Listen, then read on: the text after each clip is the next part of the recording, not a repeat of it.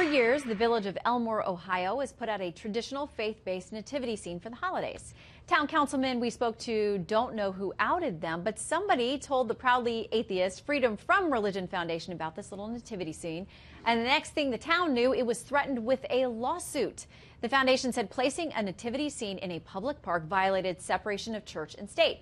Now, rather than fight it in court because the village said they couldn't afford it, they moved the scene to a private yard across from the park. So does the nativity scene amount to a government endorsement of religion, or is it a community tradition that's more secular than religious? Let's talk about it. It's night court time. Attorney Lisa Garber is here to make the case for the Freedom from Religion Foundation. Attorney David Bruno wants to keep that nativity scene in the park. Great to see you both tonight. Hello. Great to be here. Okay, so the park or the town has decided they couldn't afford this lawsuit, so they said we're just going to move it across the street. Apparently, someone there says, "Fine with me." I think it's a retired mayor of the town. He says you can put it up here. Lisa, why would it be a problem on government property?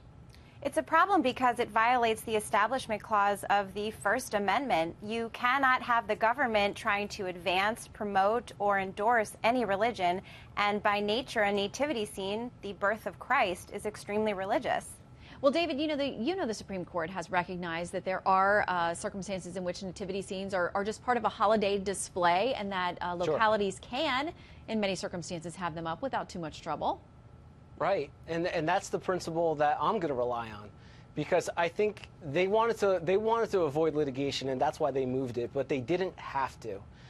They needed to make this a broader holiday scene as opposed to just a nativity scene.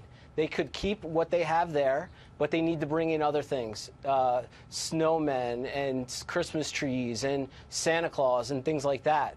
And if they would have done that, then they would have been able to pass the constitutional muster pursuant to our U.S. Supreme Court cases, and they would not have to have litigated or spend all the money on the attorneys. All right, so Lisa, if they bring in some Santa Claus and some Christmas trees, which they said is apparently going to be their plan next year, will that take care of the issue for groups like the atheist group that's threatened them?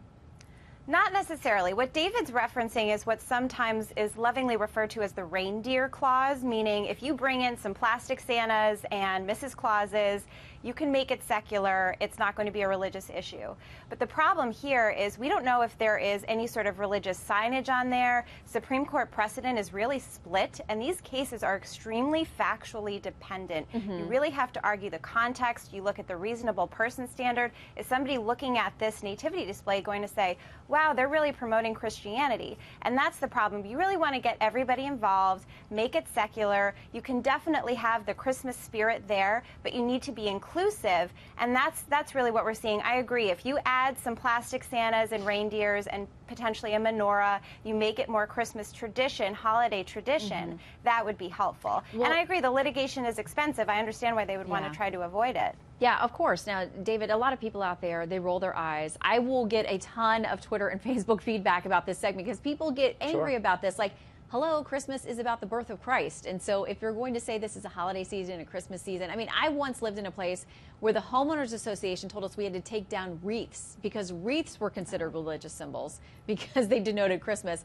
I mean, a lot of folks out there just only have so much tolerance for the fight on Christmas or the war on Christmas, as they would call it. No question about it. The fact is, this has been done forever. And this is what we're going to hear in the blogs, no question about it. But unfortunately, that is not a defense for the First Amendment. And yes, there is the Establishment Clause. And it is crystal clear that a public facility or property cannot advertise and promote a religion. So it has to be compliant. And now they had the attention from this atheist group. Now that they need to do it the right way. And it can be done. No question about that. All right, David and Lisa are legal eagles for tonight. The counselors have made their cases. So let us know on Twitter @ShannonBream or @FoxNewsNight what you think and how you would rule in the case. In the meantime, have a great weekend. Thank you both. Thank you so much. Happy holidays. You too.